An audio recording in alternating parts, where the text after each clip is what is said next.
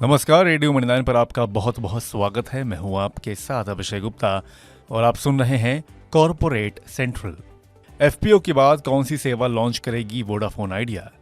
Fortis Malhar के share में क्यों लगा 20% का अपर सर्किट? बायजूस के सीईओ अर्जुन मोहन ने क्यों दिया इस्तीफा? बताएंगे आपको। और इसके अलावा भी होंगी कॉर्पोरेट जगत से जुड़ी कई और बड़ी खबरें। तो चलिए फटाफट शुरू करते हैं कॉर्पोरेट सेंट्रल। एफपीओ की फंडिंग मिलने के बाद वोडाफोन आइडिया की 5G सेवाएं लॉन्च करने की योजना है। ये घोषणा कंपनी के सीईओ अक्षय मुंदारा ने की है। बता दें कि 10 से 11 रुपए के प्राइस बैंड वाला एफपीओ 18 से 22 अप्रैल तक खुला रहेगा। खबर के चलते आज वोडाफोन आइडिया के शेयर में करीब 1.25% की बढ़त के साथ 13 रुपए 10 पैसे पर कारोबार का अंत हुआ। हालांकि दिन के दौरान शेयर 13.25 रुपए तक भी फिसल गया था। एस्टर डीएम हेल्थकेयर के शेयर ने आज 558 रुपए की रिकॉर्ड ऊंचाई को छुआ। दरअसल बोर्ड ने 118 रुपए प्रति शेयर के स्पेशल डिविडेंड को मंजूरी दे दी है। इस डिविडेंड की घोषणा जीसीसी बिजनेस बिक्री की रकम मिलने और एफिनिटी होल्डिंग की ओर से कंपनी को जारी रिडीमेबल प्रेफरेंस शेयरों के रिडम्पशन के चलते की गई है। कारोबार के अंत में शेयर 7.5% की बढ़त के साथ 525 रुपए पर बंद हुआ। महिंद्रा समूह की ओर से रिन्यूएबल एनर्जी में 1200 करोड़ रुपए का निवेश किया जाएगा। दरअसल इस समूह ने सोलर और विंड पावर के मिश्रण वाले 150 मेगावाट के हाइब्रिड रिन्यूएबल एनर्जी प्रोजेक्ट लगाने की घोषणा की है, जो कि महिंद्रा सस्टेन नाम की ग्रुप कंपनी की ओर से बनाया जाएगा।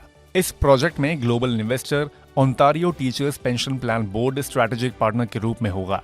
खबर के चलते आज एमएनएम के शेयर में करीब 1% की गिरावट के साथ 2052 रुपए पर क्लोजिंग हुई। फोर्टिस मलार के शेयर में आज 20% के अपर सर्किट पर 67 रुपए 59 पैसे पर कारोबार की समाप्ति हुई। दरअसल 12 अप्रैल को कंपनी के बोर्ड ने 40 रुपए प्रति शेयर के अंतरिम डिविडेंड को मंजूरी दे दी है, जबकि शेयर का क्लोजिंग भाव 56 रुपए 33 पैसे था।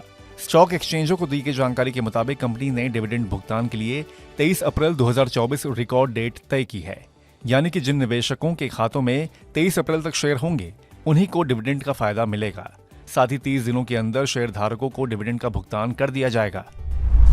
ऑडिट रेगुलेटर एनएफआरए ने रिलायंस कैपिटल के 2 पूर्व सहायक ऑडिटर्स का लाइसेंस रद्द कर दिया है। दोनों ऑडिटर्स पर आरोप है उन्होंने ऑडिटिंग को लेकर नियमों का पालन नहीं किया है। शिकायतों के बाद एनएफआरए ने रिलायंस कैपिटल के पीडब्ल्यूसी को ऑडिटिंग का आदेश दिया था।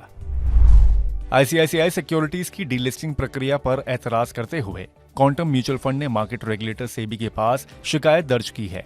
अपनी शिकायत में क्वांटम म्यूचुअल फंड ने कहा है कि इस प्रक्रिया से फंड हाउस के यूनिट होल्डर्स को 6.1 करोड़ रुपए और आईसीआईसीआई सिक्योरिटीज के माइनॉरिटी शेयर धारकों को करीब 1777 करोड़ रुपए का घाटा होगा।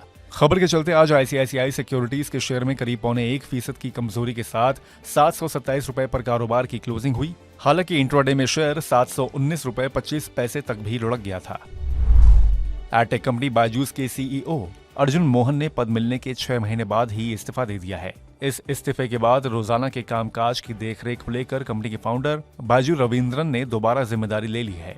अर्जुन मोहन अब बाहरी सलाहकार की भूमिका निभाएंगे। ये फैसला तब आया है जब लंबी अवधि की सफलता को ध्यान में रखते हुए कंपनी ने अपने कारोबार को 3 डिवीजन में कंसोलिडेट करने का लक्ष्य निर्धारित किया है।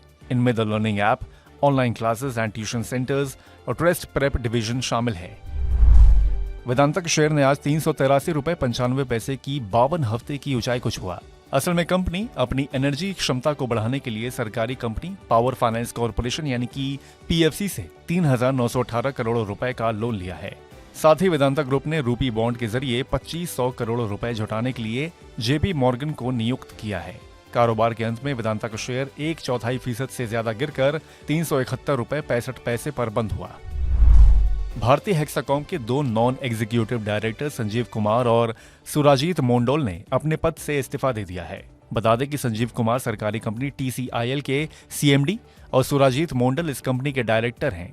टीसीआईएल ने हाल ही में आईपीओ के जरिए भारतीय हेक्साकॉम की 15% हिस्सेदारी बेची है और अब उसके पास 15% हिस्सा बचा है। खबर के चलते आज का शेयर 0.25% गिरकर 807 रुपए 30 पैसे पर बंद हुआ। हालांकि दिन के दौरान शेयर 783 रुपए तक भी फिसल गया था।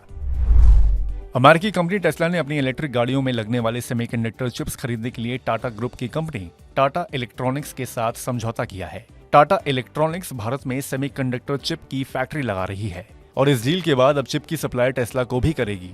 हालांकि अभी तक दोनों ही कंपनी की ओर से कोई आधिकारिक बयान नहीं आया है। एक रिपोर्ट में इस मामले से जुड़े कुछ अधिकारियों के हवाले से समझौते की जानकारी दी गई है। खबर के चलते आज टाटा एलेक्सी का शेयर 2.25% गिरकर 7,579 रुपए पर बंद हुआ। आईएसएमटी को ओएनजीसी से केसिंग पाइप्स की सप्लाई करने के लिए 343.72 करोड़ रुपए के 2 ऑर्डर मिले हैं। ये ऑर्डर कंपनी को 13 फरवरी 2025 तक पूरे करने होंगे।